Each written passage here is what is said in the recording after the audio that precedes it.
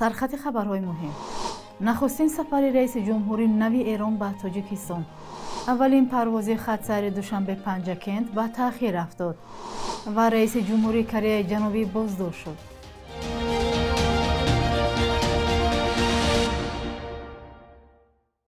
روزتان بخیر باشد بیننده های عزیز. امیدوارم خوبید و برنامه نویدی با مدیر رو تماشا دارید. امروز چهارشنبه 15 ینور. رئیس جمهور ایران مسعود پزشکیان امروز با سفری رسمی وارد دوشنبه پایتخت تاجیکستان می شود.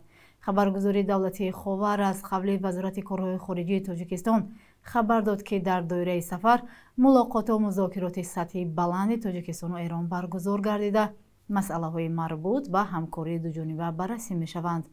همچنین بنا به برنامه سفر پس از ملاقات و مذاکرات بین تاجیکستان و ایران چند سند نوی همکاری به امضا می رسد. این اولین بار است که مسعود پزشکیان به حیث رئیس جمهوری ایران به تاجیکستان سفر می کند. در نظر است که در دوره این سفر فوروم صاحبکاران و تاجرانی تاجیکستان و ایران دایر شود. دوشنبه و تهران در 10 سال اخیر رابطه پیچیده داشتند. مناسبت‌های تاجیکستان و ایران سال 2019 پس از امضا شدن پروتکل درباره همکاری رو به گرم شوی آورد. پرواز اولین خط‌سیر دوشنبه پنجکند که قرار بود روز 14 ینور صورت بگیرد تا به 16 ینور به تأخیر گذاشته شد. در شرکت تاجیک ایر بعضی پلوس سبب اساسی تأخیر پرواز را شرایط نامساعد هوا در این مسیر گفتند.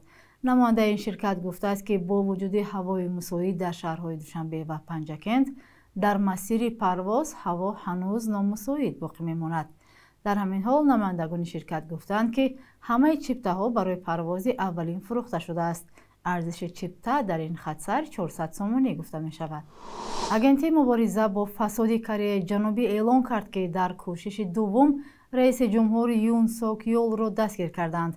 عملیات قبلی بازداشت با مقاومت ماموران امنیتی ریاست جمهوری روبرو گردیده ناکام انجام یافته بود.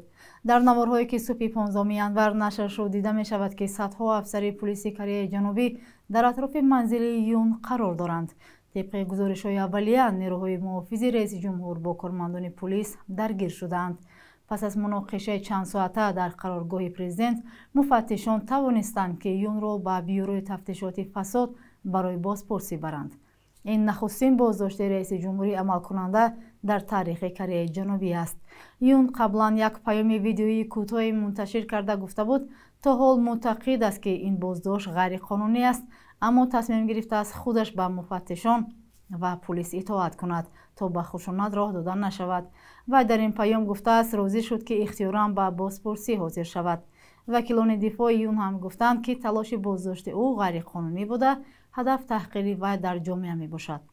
در اولهای ماه دکبر پرزیدنت کره جنوبی کوشش کرد که علیه مخالفان که نظارت پارلمانت را به دست آورده بودند با استفاده از واسطه‌های رادیکالی ادامه دهد. وی کوشش کرد که در کشور وضعیت حربی جاری کند، اما موفق نشد. پس از این پارلمان پرزیدنت را به کوشش عصیان متهم نموده روز 14 دکبر به او ایمپیچمنت اعلام کرد. ماه اکتبر سال گذشته رادیو آزادی درباره بحث زمین خواجگی دهقانی محمد جان گزارش تهیه کرده بود. آن زمان عبدالحمید شریپوف رهبر خواجگی اظهار داشت که حجت زمین آنها را یک همدهه‌اش تصرف کرده است. پخش این گزارش به گفته خانواده شریپوف مشکل آنها را آسان کرد. مقامات محلی حجت را به خواجگی برگرداند. در سال 2025 این اولین گزارش رادیو آزادی است که بعد نشر آن حق به حق دو رسید. رهبر خواجگی دهقانی محمد جان بعد بحث طولانی حجت‌های زمینش را برگردانید. ماه اکتبر سال 2024 رادیوی آزادی درباره بحث زمین خواجگی دهقانی محمد جان گزارش تهیه کرده بود. آن زمان عبدالحمید شریپوف رهبر خواجگی اظهار داشت که حجت زمین آنها را یک همدهه‌اش تصرف کرده است. خانواده شریپوفا میگویند که این گزارش به حل مشکل آنها تأثیر مثبت گذاشت. پس از نشر گزارش مقامات محلی حجت را به رهبر خواجگی دهقانی محمد جان برگردانیدند.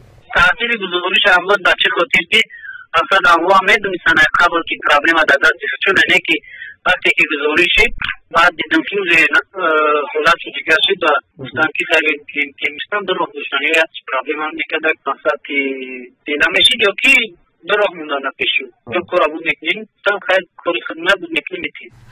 соли 2014 бо қарори раиси ноҳияи Шамсиддини Шоҳин ба хоҷагии деҳқонӣ Муҳаммаҷон 207 гектар замин дода буданд ки аз он 169 гектар чарогоҳро ташкил мекард.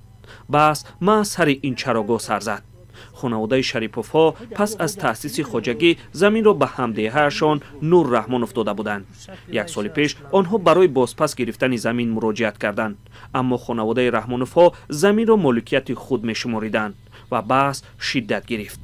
акнун ба гуфтаи Шариповҳо баҳс ба охир расид ва онҳо ҳуҷҷати замини худро баргардониданд. акнун як мушкили дигар боқӣ мемонад. пули андози замин барои солҳои гузашта пардохт нашудааст.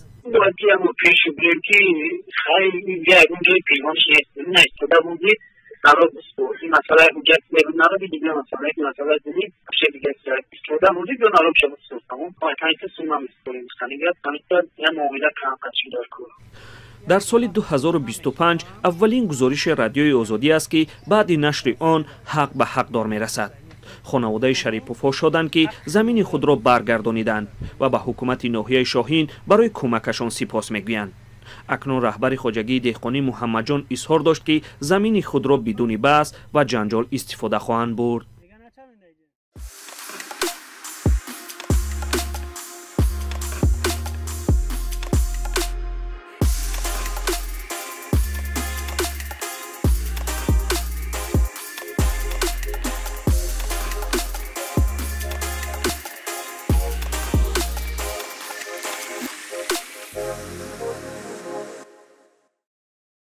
гузоришгарони бидуни марз аз мақомоти тоҷикистон хостанд ки Аҳмади Иброҳим ва хабарнигори дигари зиндонии тоҷикро фавран озод кунанд.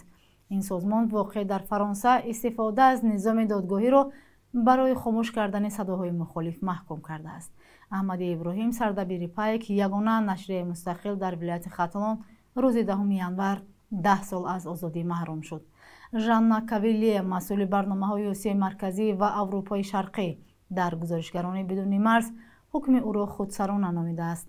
вай рӯзи 14 январ дар изҳороте гуфтааст ин ҳукми қатл барои рӯзноманигории мустақил дар вилояти Хатлон аст.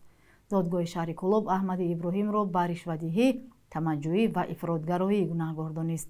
худаш дар номае аз боздоштгоҳ парвандаро сохта хонд. наздиконаш низ бо ҳукм розӣ нестанд. Аҳмади Иброҳим 63 сол аст ва солҳои дароз дар расонаҳои маҳаллӣ ва хориҷӣ кор кардааст. ва чун ҳамеша дар бахши як рӯзи таърих аз муҳимтарин таҳаввулоти таърихӣ барои имрӯз хабар медиҳем.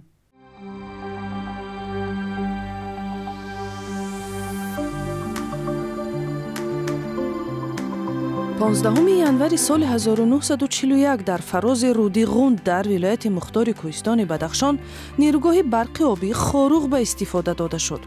таърихнигорон мегӯянд соли 1949 аз барқи истеҳсолшавандаи ин нирӯгоҳ беш аз 10,000 аҳолии маҳаллӣ ва калхозу корхонаҳо истифода мекарданд ва тадриҷан ҳаҷми истеҳсоли барқ зиёд шуд. солҳои баъдӣ дар Бадахшон инчунин нирӯгоҳҳои хурду миёнаи дигар ба мисли Помир як ба истифода дода шуданд. 15 январи соли 2016 дар авҷи муборизаҳои ҷомеаи ҷаҳонӣ бо гурӯҳи ба ном Давлати Исломии Иёлоти Муттаҳида Амрико гуфт исми як шохаи ин ташкилот бо номи Вилояти Хуросонро ба феҳристи созмонҳои террористӣ шомил мекунад.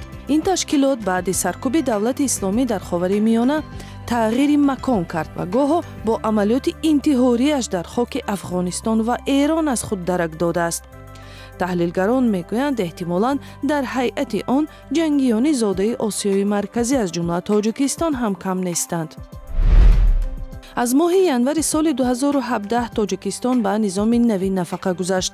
мақомот гуфтанд нафақа танҳо тибқи қонун дар бораи нафақаҳои суғуртавӣ таъин мегардад, яъне ҳаққи бознишастагии сокинон тибқи маблағи аз маошандухта дар давоми фаъолияташон пардохт мешавад. бо вуҷуди қонуни нав нокифоягии нафақаи моҳона аз мавзӯи мавриди интиқоди қишри пиронсолу осебпазири Тоҷикистон боқӣ мемонад. бонки миллӣ қурби асъори хориҷиро барои имрӯз чунин таъин кардааст. 1000 рубли русӣ баробар аст ба 109 сомонӣ, 100 евро ба 1121 сомонӣ ва 100 доллар ба 1092 сомонӣ муқаррар шудааст.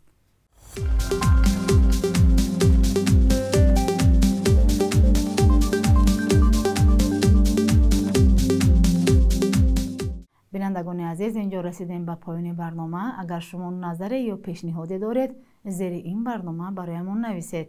تا فردا، خدا نگهدار.